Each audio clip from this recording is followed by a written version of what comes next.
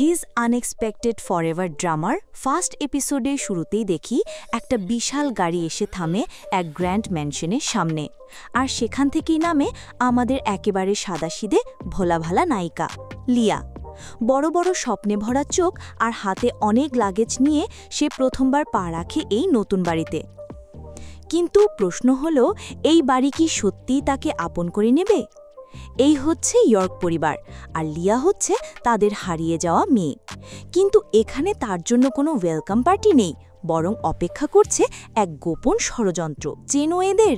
ধনী বাবা লিও York, perfect বোন ইভন আর ভাই শন।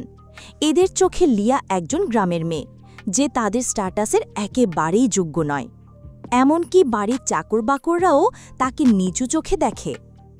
ওরা নিজেদের মধ্যে বলে, আসল উত্তরাধিকারী হয়েও লিয়ার অবস্থা চাকরের থেকেও খারাপ, ঠিকমতো স্কুল পর্যন্ত পড়তে দেওয়া হয়নি তাকে। এরপর পরে সবচেয়ে বড় ধাক্কা। আসলে লিয়াকে এখানে আনা হয়েছে এক উদ্দেশ্যে, একটা বদলি কোণে বানানোর জন্য। তার বিয়ে হবে ফোর্ড পরিবারে, একটা পুরনো প্রতিশ্রুতি পূরণ করার জন্য।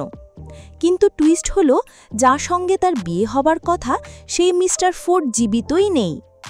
হ্যাঁ, তাকে এক মৃত মানুষের সঙ্গে বিয়ে দিয়ে গোটা জীবনটা বিধবার মতো কাটাতে বাধ্য করা হবে। কিন্তু লিয়ার কষ্ট এখানেই শেষ হয় না।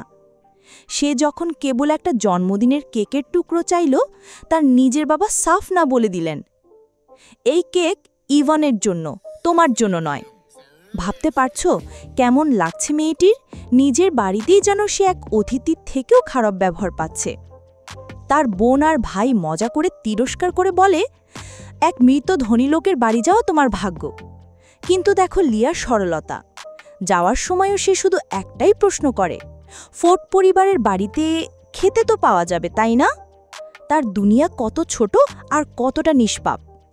শেষমেশ লিয়াকে পাঠিয়ে দেওয়া হলো সেই অচেনা বাড়িতে, যেখানে স্বামীর জায়গায় অপেক্ষা করছে মৃত্যু।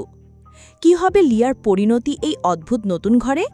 তো বন্ধুরা, আজকের এপিসোড 1 এখানেই শেষ।